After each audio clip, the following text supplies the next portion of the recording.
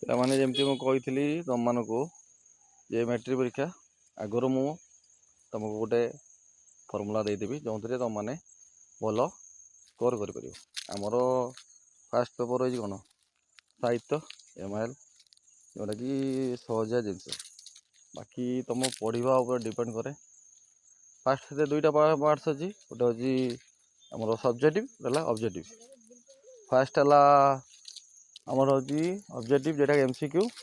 Second ହେଲା subjective, ହେଲା। ଆଗରେ MCQ ପୁରା ଥିଲା। MCQରେ କ'ଣ ହେଉଛି ନା, ତୁମେ ପିଲାମାନେ ଦେଖିବ 50ଟା କ୍ୱେଶ୍ଚନ୍ ହେଉଛି।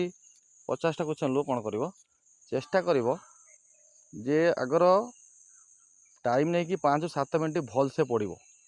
ଯେଉଁଗୁଡ଼ାକ ଇଜି ଅଛି ସେଗୁଡ଼ାକ ଆଗର ଗୋଲ୍ ମାରିବ। ତାପରେ ଯେଇଟା ମାନେ ଜାଣିପାରୁଛ ଟିକେ ଟିକେ ଡାଉଟ୍ ତାକୁ ମାରିବ, ଆଉ କଷ୍ଟଟାକୁ ଲାଷ୍ଟ ମାରିବ।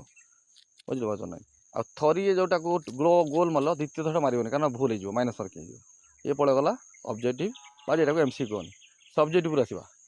ସବଜେକ୍ଟିଭ୍ର କ'ଣ ହେଉଛି ନା, ଏଇଟା ଇଜି ମେଥଡ଼। ସବଜେକ୍ଟିଭ୍ର ସବୁ ସରଳାର୍ଥ ପଡ଼ିଥିବ। ସରଳାର୍ଥ ପ୍ରତ୍ୟେକ ବିଷୟରୁ ଗୋଟିଏ ବିଷୟରୁ ଗୋଟିଏ ସରଳାର୍ଥ ଘୋଷିବ।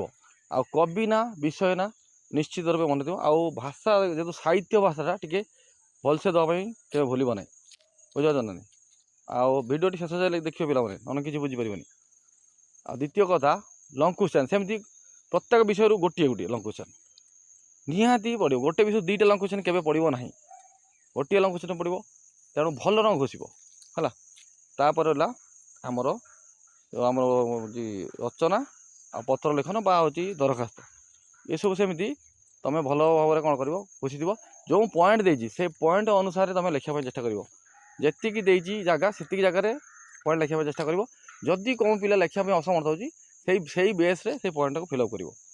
ଆଉ ପିଲାମାନେ ବଡ଼ କଥା ହେଉଛି, ଚେଷ୍ଟା କରିବ ସାହିତ୍ୟରେ ଭାଷାଗତ ଜ୍ଞାନ ଟିକେ ଷ୍ଟ୍ରଙ୍ଗ୍ କରିଦେବା ପାଇଁ। ଯେଉଁ ପିଲା ନ ଦେଇପାରିବେ କିଛି ଅସୁବିଧା ନାହିଁ। ଯଦି ସେଇ ବିଷୟରେ ମନେ ନ ପଡ଼ୁଛି, ସେଇ ରିଲେଟେଡ଼୍ ସେଇ ବିଷୟରେ ସାହିତ୍ୟ ଲେଖିଦେଲେ ବି ମାର୍କ ପାଇପାରିବ। ବୁଝିଛ ନା? ଆଉ ଚେଷ୍ଟା କରିବ ଗୋଟେ ଟାଇମ୍ ଫିକ୍ସିଂ କରିବ, ଯେ ମୁଁ ଏଇ ଯେଉଁ ଧର ଏସେଟାକୁ ବା ଆମର ରଚନାଟାକୁ ମୁଁ ଏତିକି ଟାଇମ୍ ଭିତରେ ସାରିବି। ଏଇଟା ଆଉ ଗୋଟେ ଯେଉଁ ଆମର ଯେଉଁ ପତ୍ର ଲେଖନ, ଟାଇମ୍ ଫିକ୍ସିଂ ନ କଲେ ଆମର ଯେଉଁ ସବଜେକ୍ଟ ତୁମେ ସାରିପାରିବ ନାହିଁ। ବାକି ସମସ୍ତ କ୍ୱେଶ୍ଚନ୍କୁ ଆଟେମ୍ପ୍ଟ କରିବା ପାଇଁ ଚେଷ୍ଟା କରିବ। ଯାହା ଯେଉଁ MCQରେ ସେମିତି ଯେଉଁଟା ନ ଆସୁଛି ବି ତୁମେ ଧାମ ମାରିକି ବି ବଜେଇଦେବ।